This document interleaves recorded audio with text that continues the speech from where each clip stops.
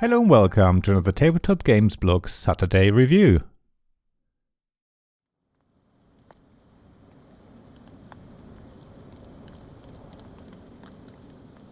The forest seems to close behind you with every step. Pine needles soften your footsteps, branches catch at your clothes, and the trail you followed an hour ago has somehow disappeared. You've been searching for the lake all morning, following fragments of an old story about something that lives beyond the trees. The deeper you go, the quieter the forest becomes. Then the trees thin, revealing dark water between their trunks. Something moves beneath the surface. You stop at the water's edge as a shape slowly rises from the lake, ancient and impossible. You finally discover what you came looking for. Korpi by Antti Kukkonen from Herosoft.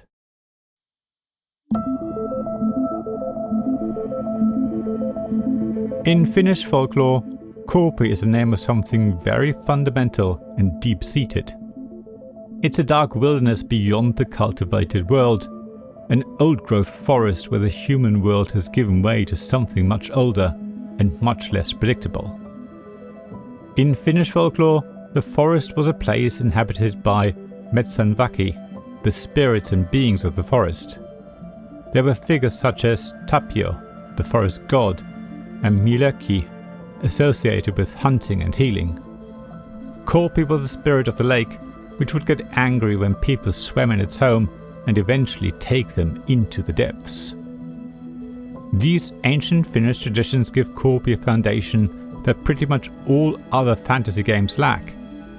Korpi's setting is not another invented kingdom, another map of suspiciously European villages, or another collection of monsters waiting patiently in dark dungeons. No, Finnish mythology has developed through a long tradition of stories, beliefs and relationships with the natural world, and Korpi draws from that tradition to create its own adventures. The result is a marvelously mystical menagerie. Korpi feels like a mix of the darkness and magic of Grimm's fairy tales and the natural world in Japanese Shinto folklore, where spirits may have different priorities than the human visitors.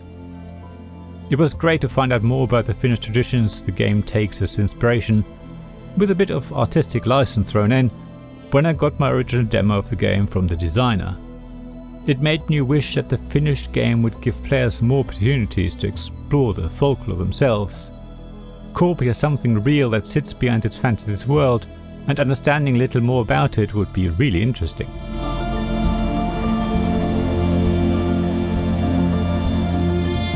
As I said, Korpi turns that idea of the living wilderness into a physical space. The adventure board is divided into hexagons, with tree miniatures occupying most of the spaces, according to the story that you choose. The game comes with an app which is integral to it. Not only does it guide you through setup, but it also introduces your character choices and starting equipment before sending you into the forest. I played the game solo, controlling 2 characters, and spent about half an hour with a test scenario that sent me towards a lake to meet the mythical Korpi. Of course, I could easily have spent much longer exploring the forest though. As you play, you always wonder what might be hiding just beyond the next tree. A turn in Korpi is really straightforward. You choose which character to move into which space. Then you remove the relevant tree miniature and tap it against the phone. If something was waiting there, the app will reveal the next part of the story, present a quest or ask you to make a choice. Sometimes you just read the story, while at other times you're asked to make decisions or tap one of your equipment cards against the device to progress in the story. As you progress further in the story, the trees are a wonderful way of recording what you have achieved. As my character traveled through the forest, the dense woodland gradually opened up, leaving a visible trail behind me. The table became a record of where I had been, which felt really satisfying. So exploration is not just about moving a token from one hex to another, instead you're physically changing the forest as you make your way through it.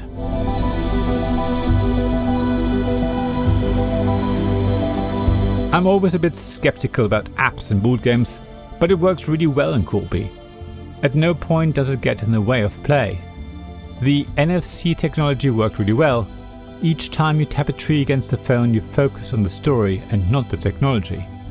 You anticipate another challenge or event to happen, rather than having to worry about whether you tapped things in the correct place.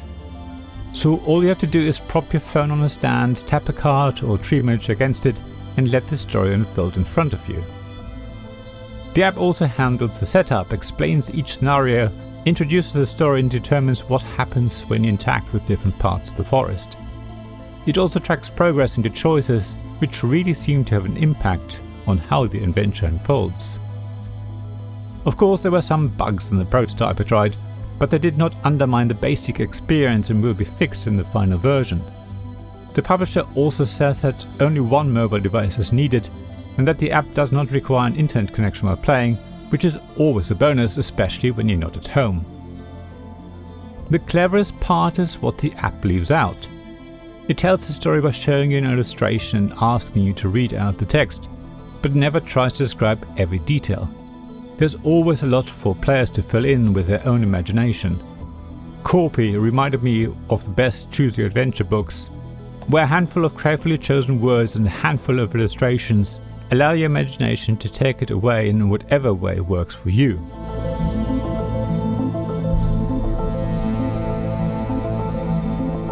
The cooperative structure gives Korpi another interesting dimension. I played solo with 2 characters, but each character has their own abilities, strengths, weapons and other items. If you play with a group, everyone will be following the same story, but each character makes their own choices, of course. So as always with cooperative games, you need to make sure you played with a group of people who are like-minded. The game is ultimately a choose-your-own-adventure, where the setup is always different. While the core story will always be the same, your journey through it will not. The whole game is built around choices rather than simply following a predetermined route. You move through the forest, encounter situations, complete quests and collect things that may prove useful later. Your decisions can improve or hinder your connection to nature, while encounters can affect health, protection, artifacts and weapons. Every time you play Korpi, you're likely to experience the story differently, and you need to adapt your decisions accordingly. While in one session heading straight for the lake may be the best choice, in another you may be better advised to explore a bit more thoroughly. My test scenario wasn't particularly difficult, but the final battle was still quite tough. In hindsight, I could have prepared better, so thorough exploration of the forest may have actually been better. However, it may have also led to more challenging encounters that may have made things harder later on. It's really impossible to say, unless you play Korpi many times.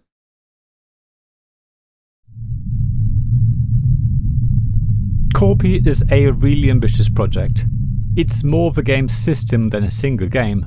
It's almost like an RPG in board game form, but really, it's more of a choose-your-own-adventure. With it using an app, it's easy to see that new scenarios can be added easily in the future. In fact, I can see expansion packs which contain new cards, maybe new miniatures, with a code that unlocks the relevant DLC that you can add to the app. I don't see any reason why Korpi couldn't be extended endlessly. The physical presentation is also great. The tree miniatures are simple but thematic. The character standees are beautifully illustrated, as are the cards and the app screens.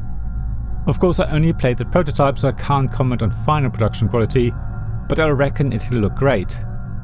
Korpi is one of the few games where having 50 or more minis is actually justified. There's still so much I haven't seen in Korpi, even in the test scenario. That is really encouraging. I wish I could have spent longer in the forest, but I had to send the prototype copy to the next reviewer. I suppose for a game that is about an ancient wilderness, leaving a little of it unexplored and untouched might actually be a good thing. Yet, I yearn to return to Korpi and delve deeper into its world of natural spirits and brooding creatures. Thank you for listening to this Tabletop Games Blog Saturday Review podcast. Please check the description below for links mentioned in this episode, as well as to the written version of this article on the blog. If you enjoyed this episode, please subscribe, give us some stars or leave a review. Please also tell your friends about me, and if you want to offer financial support, check out my Patreon and Ko-fi pages, links to which you'll find in the blog at tabletopgamesblog.com. So thank you again for listening, and I hope to see you again soon. This podcast was made possible by the generous help of my supporters.